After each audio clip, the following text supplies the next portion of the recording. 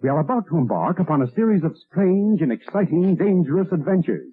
Adventures that will lead us to all parts of the world. Hello and welcome to another Bad Comic Review. This time we're looking at Savage Red Sonja issue 1. This is a series from Dynamite, written by Dan Panosian, art by Alessio Petillo, colors by Francesco Segala, letters by Dave Sharpe, assistant editor Marshall Hoyt, edited by Matt Idelson. So Red Sonja has heard about a mysterious blood ruby hidden within the keep of King Gresh, and she's determined to be the first person to go find it and make it back alive. Many have tried, most succumb to bandits or become bandits. So while she's out there in the wastes, she comes across these two people, a man and a woman, who are apparently on the run from some bandits, and she ends up saving their lives. And we learn the man is a prince named Lucian. He is apparently the son of King Gresh, and Celia is his sidekick, and she is also a red-headed woman, so it's very difficult at times to tell them apart. So pay attention when you're reading it, or you're going to be like, who is this talking? Because they are drawn very, very similar. Well, they continue through the desert, and a giant sand octopus attacks them, and the guy takes the octopus down pretty quickly when Sonja is restrained, and she seems surprised that he could do that, and she also seems surprised that he saved her life. Now, she has a creed that she will never lie with a man that is not capable of beating her in combat, and I think they're going to use this as a thinly veiled reason for that to happen, but it's not exactly accurate. He beat the creature who beat her. He didn't beat her in combat. So anyway, it looks like they're getting close to the keep, which is in ruins. They explain that Lucian's been gone for a very, very long time, out being educated in foreign lands, and when things went horribly wrong at the keep, then he stayed away. But now he's kind of flying solo with the Celia woman, and I don't know, I'm a little suspicious of that story, but the bandits that seem to be kind of mindless drones, or at least reduced to some sort of primitive animalistic state, are close behind. Overall, I thought the issue was okay. There's a few things that I would have liked a little better explanation of, but the story was pretty good. The cover by Dan Panosian was really solid art, but it's just a pin-up. It doesn't tell me anything about what's happening in the book. There's no sense of peril or adventure. It's just a pin-up of Sonja drawing her sword. It's pretty well done. It's just not that exciting. So the cover's pretty good. The story is pretty solid, but the interior art leaves a lot to be desired. I think it's incredibly sketchy and it looks kind of rushed at times. I see that it is the artist's style, and it's not the worst thing I've ever seen, but it definitely makes it difficult to tell who is who occasionally, especially when you have two red-headed main characters in the book. That's a bit confusing, and the artist really needs to work on noses. The proportionality is sometimes off too, so I'm not a fan of this art style. I think it's a little too sketchy and rough looking, and at times look like the artist needs anatomy lessons. But if you really like this type of sketchy style, you'll probably like this, and I will recommend it because I thought it was a pretty decent story overall, but I would not pay $4 again for it. I think it's closer to a $2 book, and that's about the extent I would feel comfortable paying for it before I started feeling a little cheated for my money, mostly because I don't like the art style. But I'm willing to give issue 2 a chance and see where it goes. But that's going to do it for this one. Thank you so much for listening and supporting the channel. If you enjoyed the video, please hit the like button and don't forget to subscribe so you don't miss future reviews. If you'd like to help the channel out in other ways, links are in the description to various support methods. And as always, we hope to see you on the next one.